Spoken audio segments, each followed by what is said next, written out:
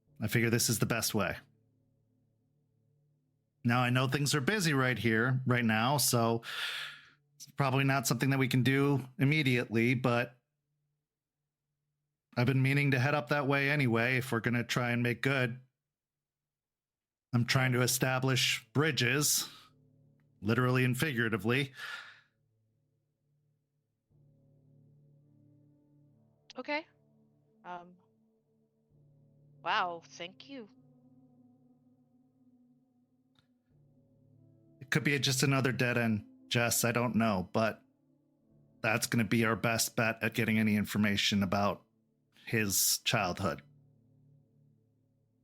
I know, but even if it is a dead end, you went through the effort, and it's a lot. It means a lot to me. I never stopped thinking about you while I was out there. I know.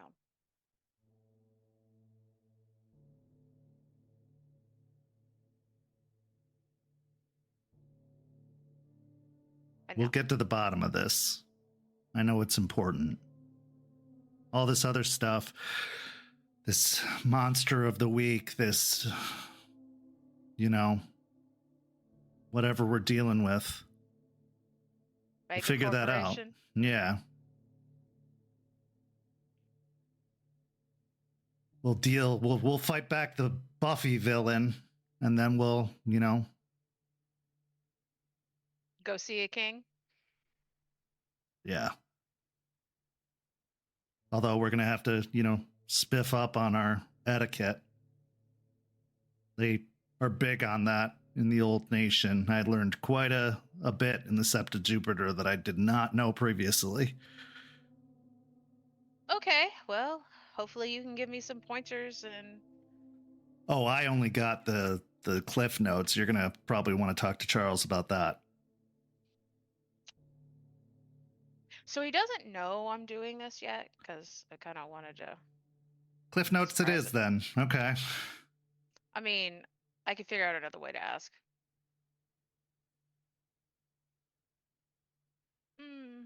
Yeah, I can find another way to ask. I mean, it's probably, I could just say it'd be useful in general since we've become a sept and I have a title to know at least some of what the nation expects. Well, good. Okay. Well, we'll get our I's dotted and our T's crossed, and then we'll see about seeing a man about a king. Yep. Wow.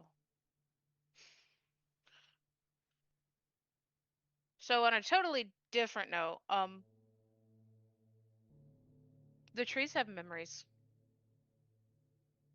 Well, yeah, that's the rings when you... No. The trees in the care of the spirits that were there previously.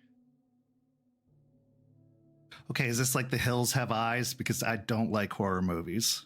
No. I mean, I'm pretty sure there's probably some horrific memories you could witness, but haven't, honestly. One of the pups, we found out we found out Eliza freaking knew, but you know how Eliza is, doesn't really tell us stuff unless she's directly asked about it. Anyways, yeah, by touching a tree, she got Aiden's memories. Yeah, and then turns out the other spirits that are bound to the cairn, you can witness their memories. It's kind of like a movie and a book at the same time. You know their emotions, but you don't actually feel them. It's interesting. We should set up a database. Catalog all the memories that we see. Like a digital silver record of this cairn. I mean, how else are we going to keep it all? I mean, we don't even know if you'll be able to see them again or if it's a one-time only type thing. Well, apparently these spirits will choose what memories to show you. Oh my god, they're fickle too. Well, I think it's like what they want you to learn or know, or yeah. This is some They're not Stargazer fickle. bullshit. I'm just gonna say it. Oh, it's not. They're not even stargazers. They're a lost tribe. There's a whole thing about it. Like, so them along with like two other tribes. I think they were the native tribes of the Americas. Pretty sure Eliza said they were Gale Stalkers and Ghost Council. I think, yeah. Um, all three of them were fighting like I guess this really badass, bad, evil spirit, like um Soul Eater, Eater of Souls, World Eater, something like that. Um and this particular entire tribe and their patron spirits sacrifice themselves to like seal the evil. Yeah, I saw that movie. It was called Avengers Endgame. Well, this is the ancient Avengers Endgame. So, yeah, this Karen is full of spirits of a lost tribe. Jace, our new Theurge, you met him at the meeting. He's been working towards trying to find the patron spirit, which is a turtle. Um, Okay. and because it looks like it's waking up, so he's trying to help it because he came here to help the spirits. Okay. Yeah, so tell me about Jace. What's the deal with him?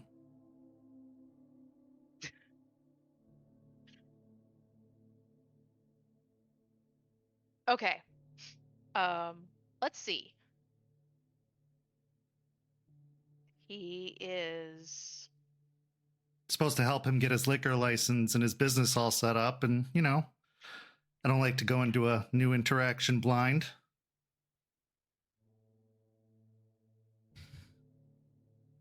Tried to look him up, didn't get a lot. Ohio, the armpit of America. he's pretty cool.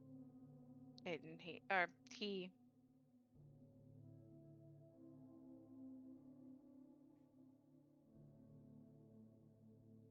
he's a bit of a smartass, I will say that, but he definitely cares. Underneath, we were out trying to remove one of the plants, and it has this bulb that like fills up with spores. Now that we know, that kind of explodes out, spews out, and like hits everything in the area. And it did it when I was trying to uproot it, and he kind of jumped in the way, and he got sick. Okay. So, you know how I am. Actions speak louder than what people say. And, what does Aspen think about him?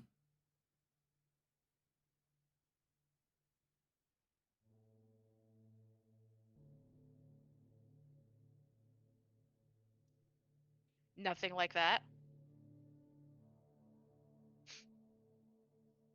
She still calls him Jason. And as far as I've seen, she just pretty much treats him pretty professionally. Well, she treated me professionally at first too, but okay. I'll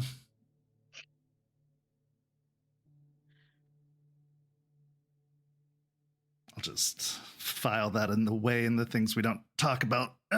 All right. Hey, hold on. Yeah. There's never been anyone else but you since the two of you have been together. I don't think she sees anybody else that way. know. I never wanted to leave. It was one of the hardest things I ever had to do. And even with all of this, I still don't think I deserve her.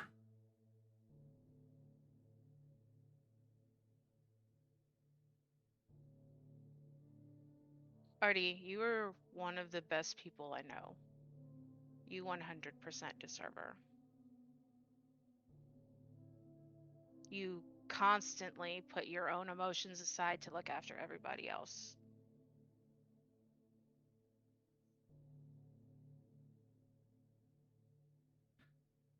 You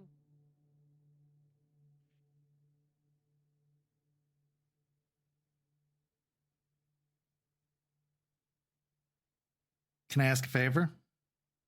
Yeah, of course. The day I think that, punch me as hard as you can. Even with the glasses? Especially with the glasses. Deal. Good. Okay. So, we'll learn our things. We'll learn the etiquette.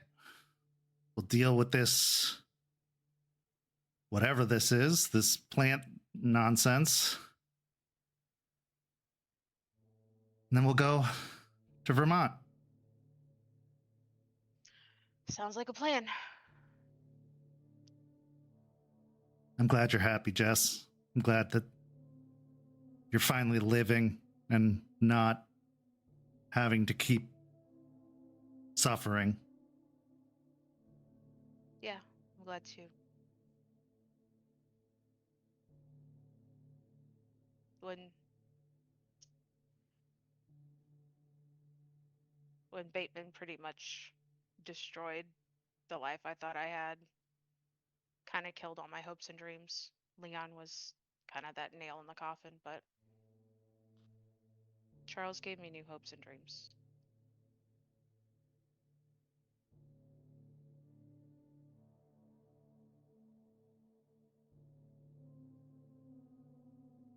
I want you to think about something.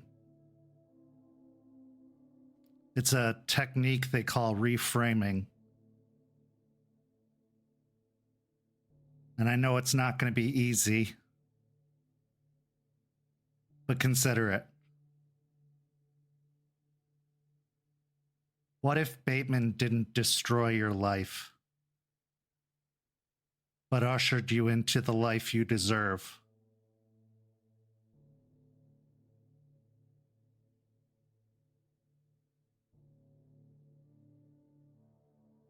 It's not always easy and it's not always good.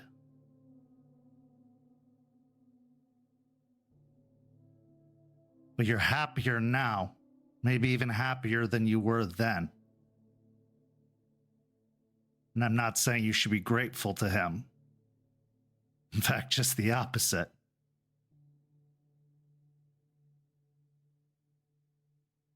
But sometimes the one that tortures you is the one that teaches you also.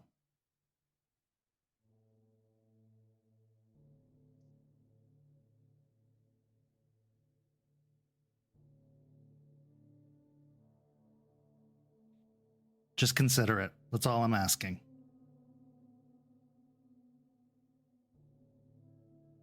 Okay. Because than me aside, he definitely destroyed Leon's life.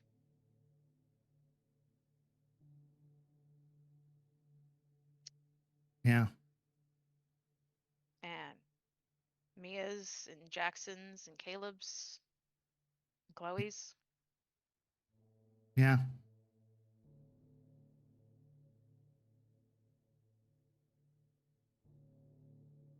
But I'll try. Seems like Chloe's doing pretty well also. Yeah. She is. And we're all fighting the real fight now, not the fight we thought we were fighting.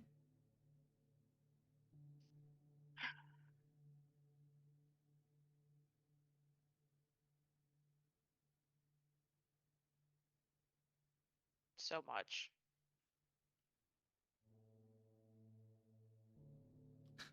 As long as you let him continue to be an anchor to that old life, you're not sailing anywhere. You're just rowing in circles. Well, he wouldn't be much of an anchor if he was dead. Maybe not physically.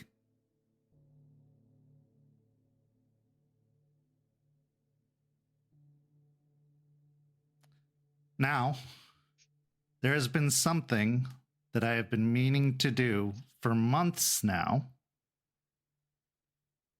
and that's kick your ass at Mario Kart. Oh, it's on. With that, he smiles and goes over and grabs the Switch controllers and comes down and plops on the couch, passing one over to you. As you start to play, what's going through your mind after this connection, this reconnection with Artie, especially with those last words he left you with?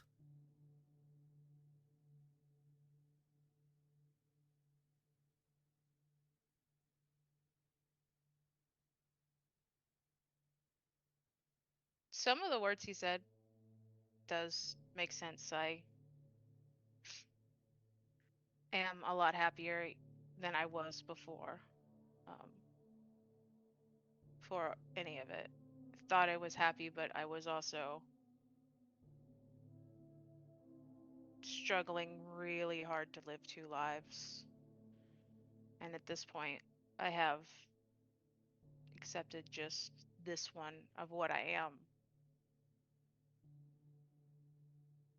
And I have my pack and like my family, and I have Charles, and I am happier now, but deep down, there's still a part that needs Bateman dead. And I can't just mentally let that go. It's tied to that fire that's in me that I tried to keep control of, and only burning embers.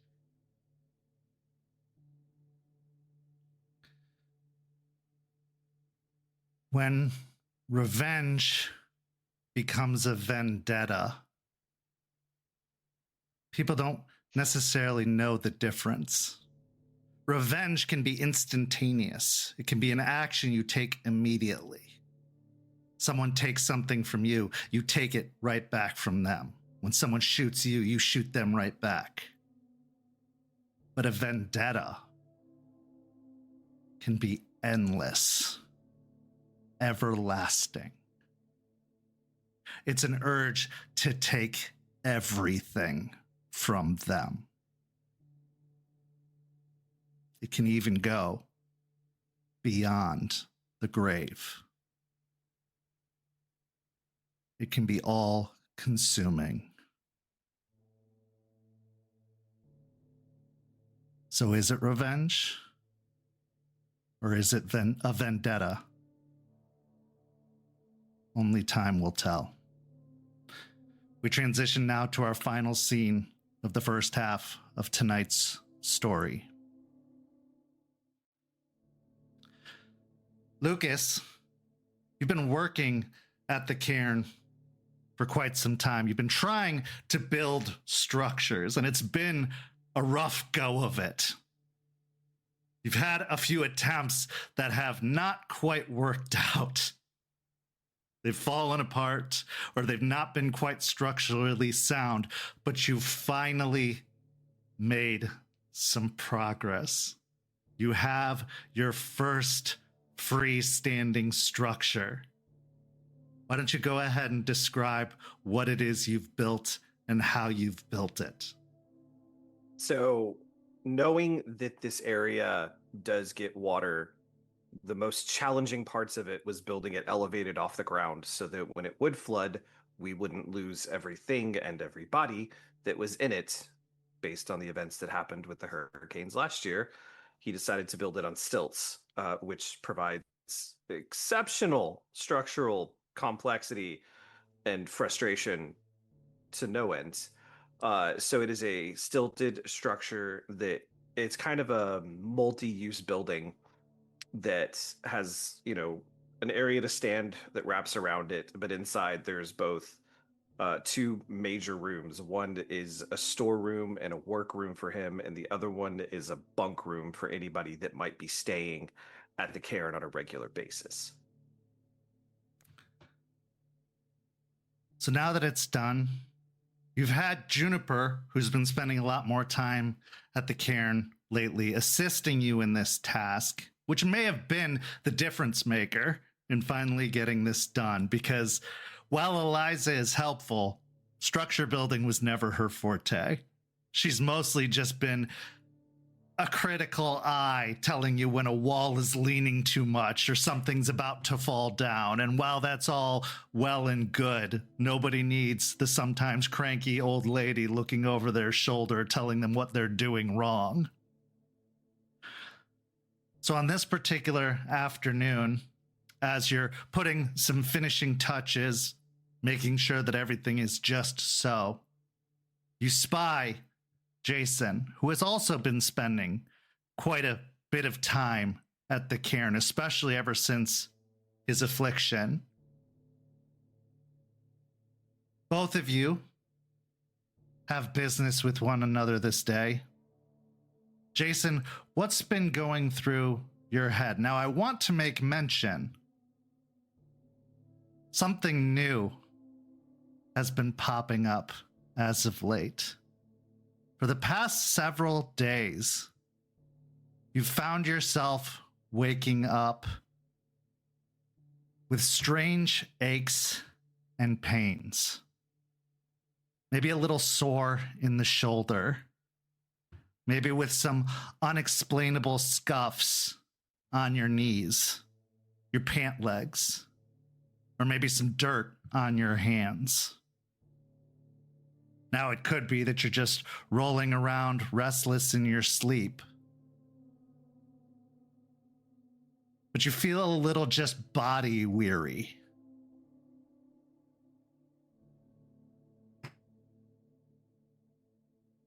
But you wake up and you're milling about the cairn, not remembering your dreams at all. The drugs are still working. And it seems that that staff that you've been keeping nearby, whatever it is, maybe it's helping, but it's hard to say. The scene is yours. We kind of walking past, look over towards the stilted building, rub his shoulder, trying to work out the kind of tightness and pain. Go towards the building. Lucas, I got a question. I don't know, like, why the long legs? Like, buildings itself, you're usually on the ground, for foundational purposes. I feel like a little, not wanting to yell and say that your structures have been great and they haven't had any issues at all because you're excellent craftsman. But I feel like one big wind and, Lucas will just kind of cross his arms and look at Jace for a minute, and then he'll point over at one of the trees. You see about 4 feet of the bark on that tree is different from all the rest of the bark that goes up towards the top of the tree. Yeah. It's flooding. Oh. Not a very heavy flood zone here, but the possibility exists. We had some rough ones last year. I just want to make sure that at least we have one building that if, push comes to shove, it's not going to disintegrate. Okay. Well, then I recant my statement. Well done. You'll go and kind of like push on the building a little bit, see if it wobbles or does anything. It seems structurally sound.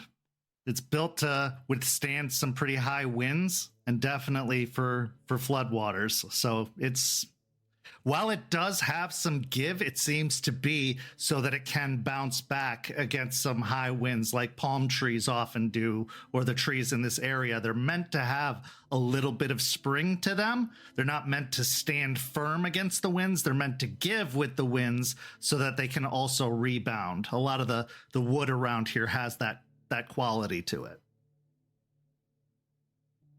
It's not nearly as wobbly as I thought it was going to be. Oh, this is going to be cool, though. Kind of like a tree house, but not a tree house.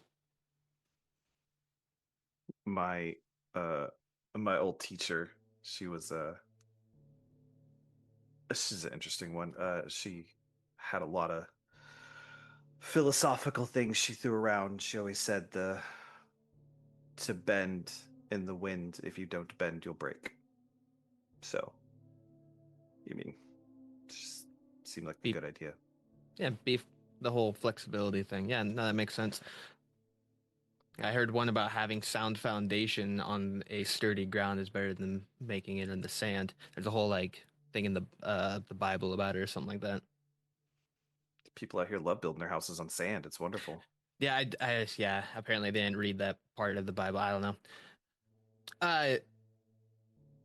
So you had your previous teacher? Yeah, my clave teacher. And where is he from again? Chicago. Chicago. Okay. Bit of a difference from Chicago to here, right?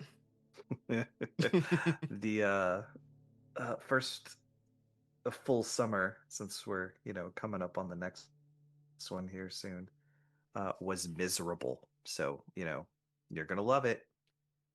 Yeah, Columbus, like we get some rain and it gets warm from time to time, but it's nothing quite like this.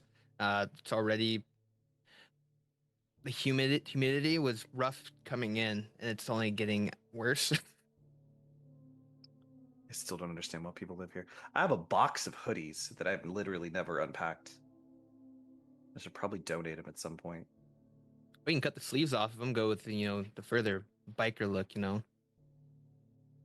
Fair, we could. That's not a terrible idea, but I feel like these Floridians, when they get cold, they throw on a hoodie like it's an emergency. So, speaking of which, I got you a thing. Don't think too much of it. Shut up real quick. He'll reach into his pocket and he'll pull out a small little paper bag. Here, for your vest. Sit down on the edge of the balcony that runs around it and grab it. What's for my vest? Just open it. You'll see. He'll open it up. It's a patch of brown boots that have like this green, almost like sticky ooze all around them, and it says "sticky boots" underneath. He's a funny guy. He's a funny guy. Well, you had sticky boots, and full transparency, we were good to go from that cat. I didn't need to do that to your boots. I just wanted to see if you'd let me do it. You're sure you were born a Thurge? You're positive of this, right? Remember, Bonar.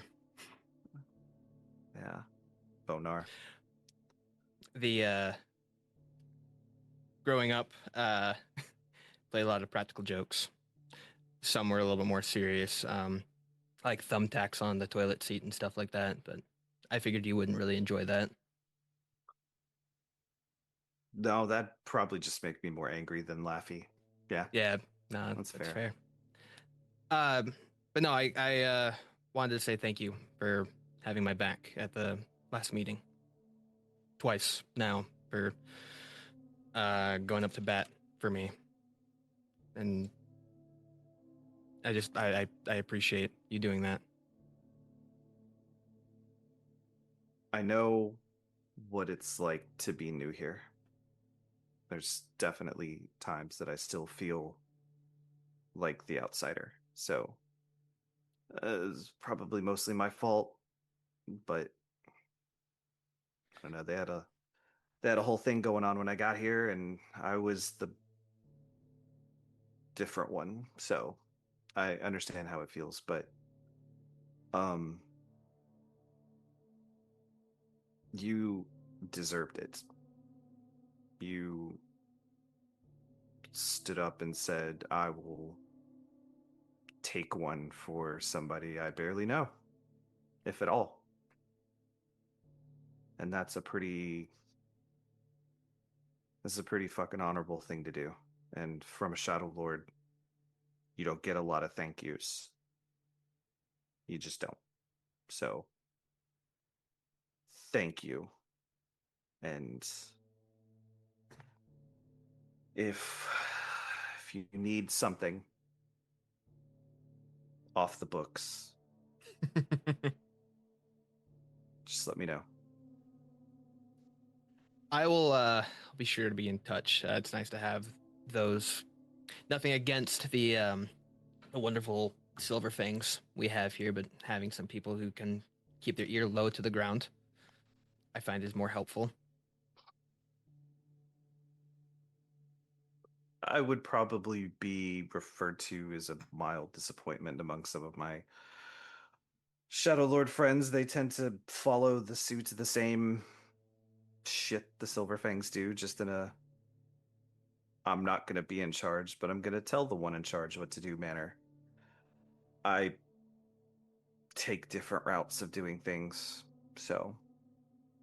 But yeah, we are surrounded by people that want to do things by the book, like you said, and sometimes that's just not going to be the right option. Yeah. You say you'd take a different route. How did your route bring you here? Shit. We haven't really had that talk, have we? Every time we have any real encounter, it's usually go out, find this information, bring it back. Yeah, it's usually pretty goal oriented. All right. Short and abridged version of it. Chicago. I grew up in the Sept a lot like Charles did. But very different methods. I just had nowhere else to go, and I got conceived at a very early age, very, very early age. And so I ended up at the Sept growing up, just waiting for the day to happen. Day came along. Didn't go great. We'll talk about that at some other point. But they decided, hey, you were a good, kin-seeking story. You need to go out and tell that story to others. So I decided, yeah, let's go be a kin-seeker. It's going to be a great idea. Found some cubs. Those cubs had gotten themselves tangled up in some shit they shouldn't have. So I told the Karen about it. Karen says, no, you're probably wrong. Just keep watching them. They had a bad first change. Turns out they were on their way down the spiral path, I guess is a good way to put it. So shit got bad. My arrogance got the better of me, and I walked away from that, and they didn't. So I left because they kicked me out. Mainly because I was right, so they couldn't kill me, but they couldn't keep me there. Complicated situation politically. Drove around a lot. Passed through your neck of the woods a couple of times. One day I was at a truck stop, and a spirit, ended up in the cab of my truck, telling me I got to come to Tampa and help some people out. and a surreal moment at best. So I drove down here, showed up the night they were opening up a new cairn. Almost died. It's a good time. And I've kind of just been here ever since.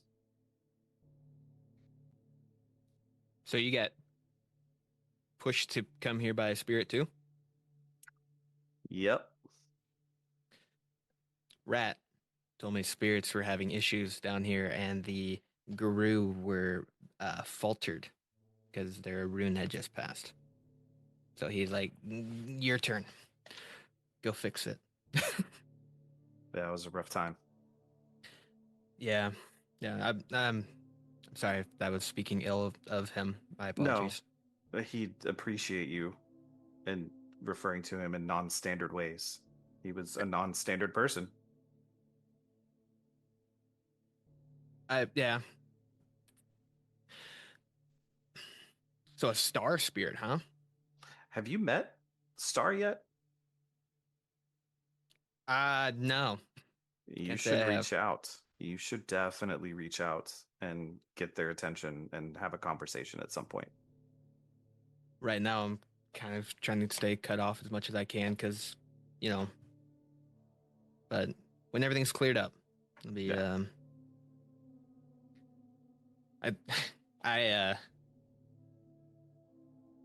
I miss doing the job. It's hard being.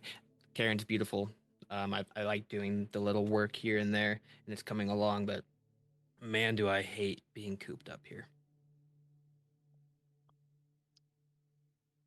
That's fair. That's fair. This life is the life I grew up in, so it's kind of like being home for me. But I can understand if you didn't, it can get a little walls closing in despite there not being any walls. Yeah. Were you taught to shoot a gun at the age of 8 also?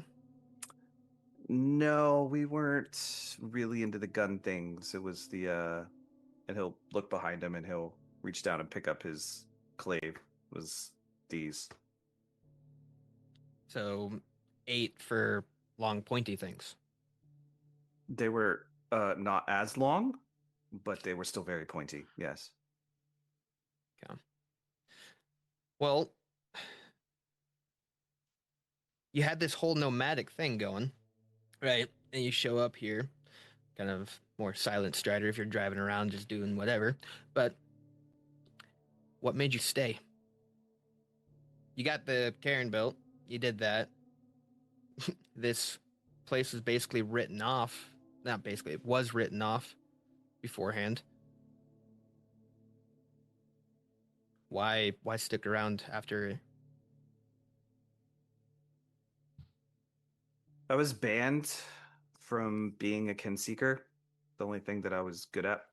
So I had to learn how to be something new. That's where like my instructor comes in. She took me after that and trained me more on how to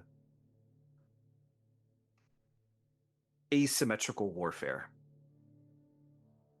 How to take out people and things that needed to be taken out. And so that was my job for a long time. And I thought coming here, that's exactly what I was going to do. Turns out that's not how things are done here. Which is fine. It's just a culture shift from going to being surrounded by shadow lords that do things a little differently to something down here that's a little more honorable, I guess is a good word for it. Not that shadow lords aren't honorable, they can be, but we just don't like people watching us. Anyway, I think what kept me here was what they're doing here. I've been in and out of a lot of cairns and seen a lot of things, and I think the nation's got a lot of problems, which I'm sure you know. Yeah. But even someone like me could come here and have a voice. That's a big deal. I think out of everywhere I went, I found here what you can't really find in a lot of other places, which is redemption, a second chance. As much as I fought it, as much as I argued about it, as much as I didn't want to think about it, Aspen and Jester and Aiden and Liza, even fucking Matthias, for a while let me get away with murder. Because, I don't know, maybe they thought I had a good idea every now and then or something. You have pretty good ideas, sometimes abstract, but not bad. At least you don't go into people's houses and hear voices and say, hey, let's get inside. Yeah, I mean, it did provide insight. So, silver lining? Yeah, no, that's fair. So you were born kind of like into the whole guru thing. Like parents? No. Yeah, they found me. From what they told me, the dad kept mom from killing me. Apparently, mom had been possessed. Femori is their best guess. And, yeah, he kept mom from killing me, and here I am. So, orphan story. I get it, man. Same. Dropped off at a hospital at 3.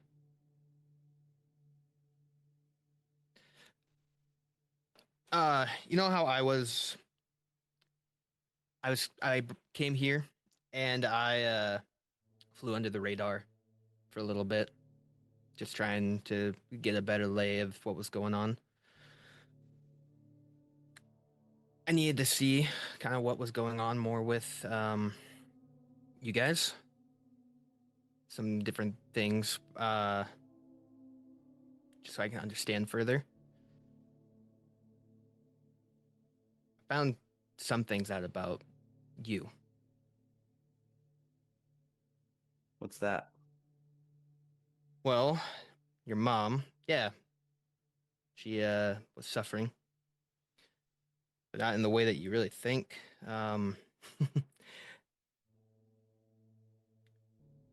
You said you don't like being seen, I don't like giving up secrets, but I feel like I need to be upfront about this.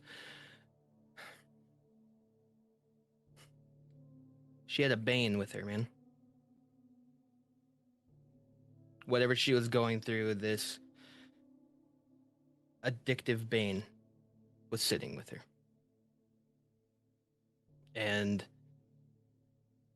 I'm glad you were able to make it out. I don't know if that helps you at all to know that it was something that was more out of control than what people could handle.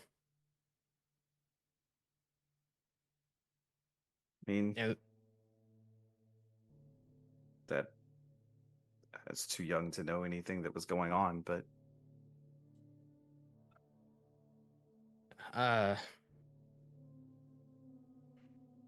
Eliza told me when I first came to not do my bone gnar thing, but she said nothing about it beforehand. But so I haven't done too much digging since then. But someone, you being a Shadow Lord, I think you can understand the secrets better than most.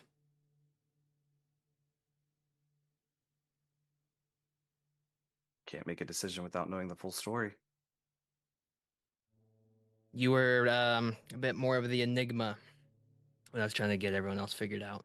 So I did a little bit harder digging. Did you find anything else out? That was kind of the really big one. I know that you, the whole baseball thing, I know about that. You're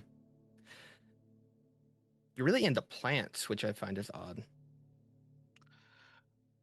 When you're, I don't know, 6 or 7, running around a bunch of, killing machines, they try to put you in places where you're going to be out of the way and that are less dangerous. So I helped take care of the cairn growing up. So always had a thing for plants.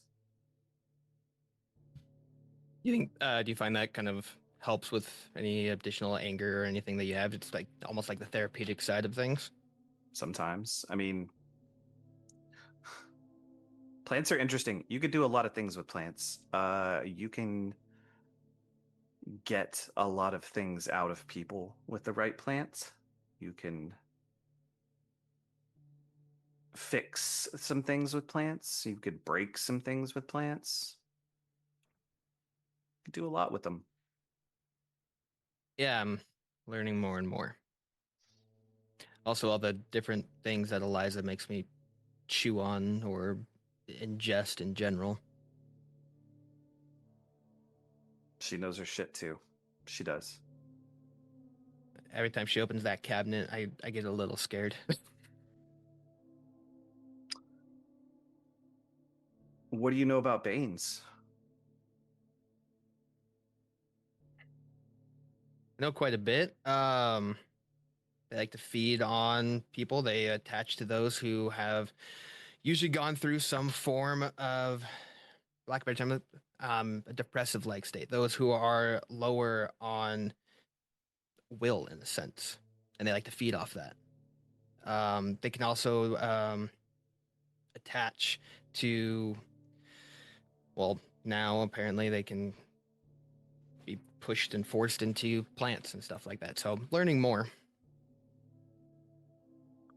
Did someone pass that down to you, or was that a more practical course of study? A little bit of both. Columbus, unfortunately, has a lot. My mentor, Catherine, she taught me a lot. She really kind of paved the way, but Banes were almost like an interest of mine. The way that they operate, knowing what it is, the affliction on which they're trying to feed on, and then how we can combat that, push it back out of whatever it's afflicting. It's fascinating. And how each Bane can differ between each individual person they come across.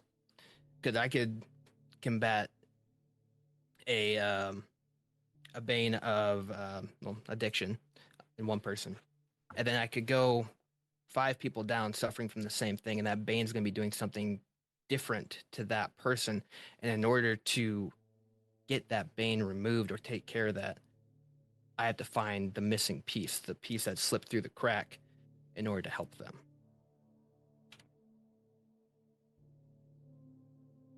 What about, phrase this correctly,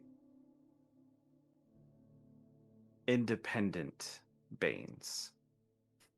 Not Banes, but still worm spirits in general.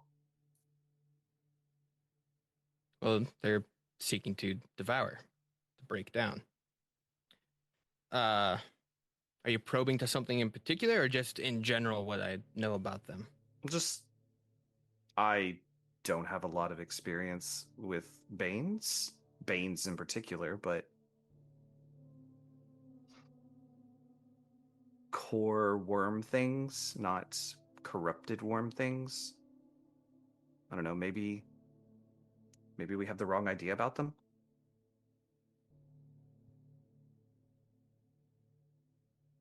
Okay. Wrong idea as in what? Well, I mean, you have the big 3, right?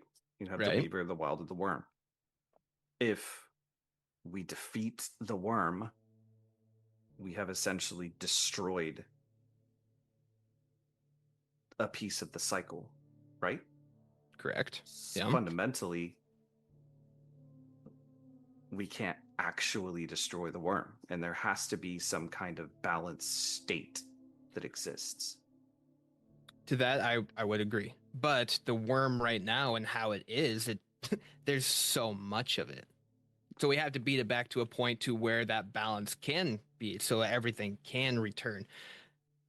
But the way that the worm has corrupted and manipulated things for centuries, where on our battlefield is heavily tilted where the worm is way stronger than we are. That's why things are looking so bad as they are. If you look around, even Tampa itself, the mangroves are being choked out.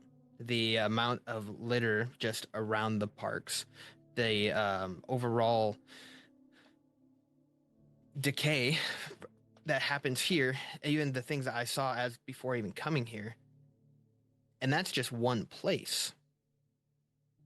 But no, I agree. We can't just get rid of one of the big three. It just won't work. There should be a balance. Now, I don't know how to find that balance. Do you think that there's parts of the worm that maybe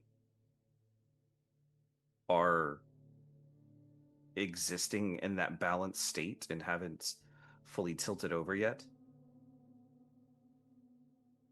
I guess it's possible. I don't see why, because there are some wild spirits that have some odd outlooks on things.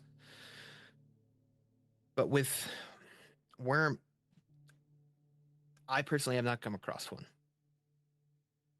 But I'm not saying it's not possible. That's fair. Like I said, all angles, right? Your teacher would be proud. Maybe. They won't say it outright if they're a Shadow Lord, but maybe a small smirk or something. Should probably just make me do more drills. But anyway, okay, well. So you got your shit together when it comes to Banes. Good. Like I said, they interest me. One of the things I had to do before coming here was prove myself to Rat. And I had to take on a Fire Bane, another one that was corrupting an estuary, and then there was one of this wild wind that I had to sit there as it battered into me for hours, and I had to plead with it to try and figure out how I can make it stop. The estuary was the hardest one. That one I had to get plants to try and combat what was going on. There is 0% of that makes me envy you at all. None of that. Everybody has their way to fight things. Mine's not necessarily with my hands or a clave or that god-awful gun. But trying to find the holes, the cracks. Speaking of fighting, he'll point down at the stick. What's going on with that? Oh, my lucky staff? Yeah. I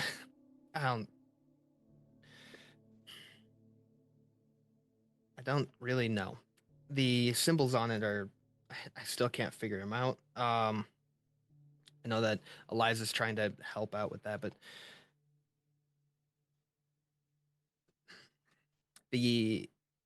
this one he'll point towards the warding one. I don't know what it's keeping away or repelling anything, but I'm taking anything I can get right now. Like the Karen does great. Eliza's juju medicine is helping me as well. But this extra little piece, I don't know if it's helping, but I don't think it's hurting either. Well, if you don't mind, you're more than welcome to step in my workshop and I'll take a look at it for you. Yeah, sure. Come on up. You follow him in? So as you climb up the ladder to the raised platform and enter into the building, go over to the workbench and lay out the staff atop the workbench surface. Lucas, you start looking over the surface of the staff itself, and there are a variety of symbols that make out the surface of the staff. Some of them look like insignias or sigils that make up almost like a story of its own. Roll me a wits and occult. Can I assist it while we're looking over it? Sure. You can add an additional die. Rage 2 or 1? 1. Yeah, we're at 1. 1.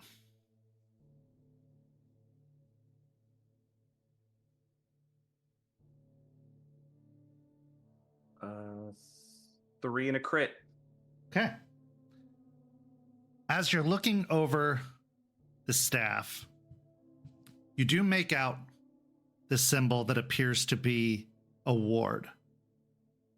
What it's warding against, again, it's very hard to tell, but you can tell that it is a shield of some kind. Something is being blocked or kept out by this symbol. But then there's another symbol. A door. Or like a porthole. An entry point. While there's one that's blocking something out, there's another that's letting something in. An access point.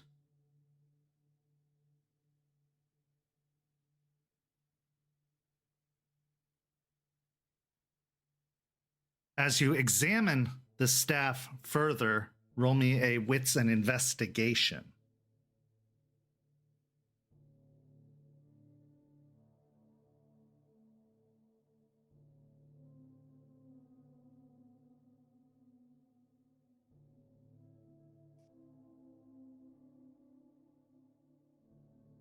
Four successes. Okay. Going over the length of the staff, you get down to the bottom of the staff, tracing along the various patterns, most of them making no sense. Some of them looking like they're carvings of people, perhaps on a journey. At the bottom of the staff has some mud caked to it. And what's particularly peculiar is that the mud is fresh, probably no more than 6 or so hours old. Was Jace using it as like a walking stick when he walked up? Or was he just carrying it? It's more like holding it, not really putting it necessarily down on the ground. Kind of look at it for a second, look back over. Has your leg been bothering you? Like I got a scuffed knee and I'm a little sore, but like leaning on it time to time kind of, I don't know, helps a little. It's a lot of mud for just leaning on it every now and then. Are you telling me I should clean my stick? Well, I think it's more of where did you go? I went from the trailer to here. That's interesting. Okay, we'll worry about that some other time. Check this out. So these runes on here, right? Obviously, you have a warding section right here, but this, and I'll flip it over and show the other side. This, it's similar to what we see on anchor stones. I've seen them in other cairns before. It's not the same thing. It's different, which means it probably does something different. But while one side is warding, this side is a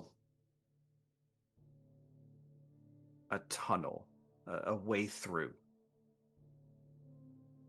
I don't know what it lets through or where it would let you through to, but it's probably something you want to look into.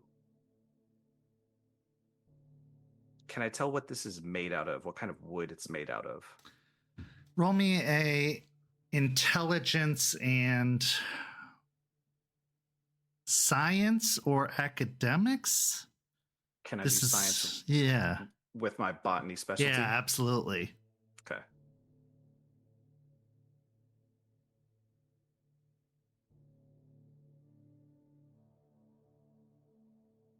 Two successes. As you study the wood that makes up the staff, looking over the fibers of it, the strangest thing occurs to you. The wood that makes up this staff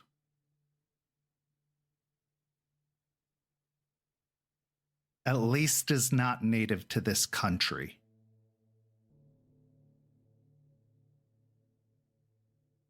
Okay. But you can't source it to anything in your academic knowledge. And it seems to be very old. Okay. So like the separation between the grain is a lot closer than farther apart. So it's an old growth piece of wood. Yes. Okay. He'll kind of like flex it for a second and set it back down. Did the person who gave this to you tell you what it was made out of? Or how old it was? No, to be fair, he just left it. Like, he let me look at it a couple times. He always had it with him, but not a whole lot of conversations really were about the staff. Unfortunately, this is where our story comes to an abrupt end, as we would run into technical difficulties with the live stream at this point and would go off the air for 2 hours after an internet outage unexpectedly cut us short. So we will resume the episode next week and pick up right where we left off with Lucas and Jace finishing their conversation.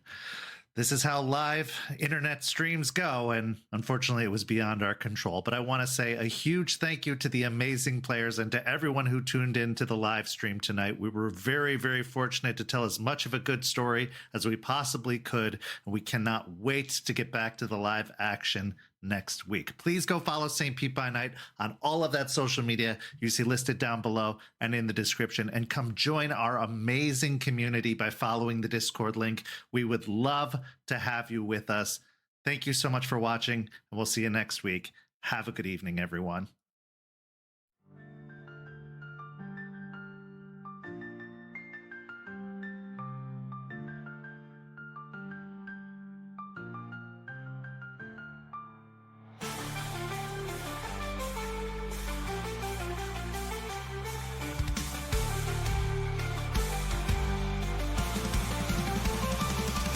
So how with the pack, let the night be our guide. In battles of honor, we shall never hide.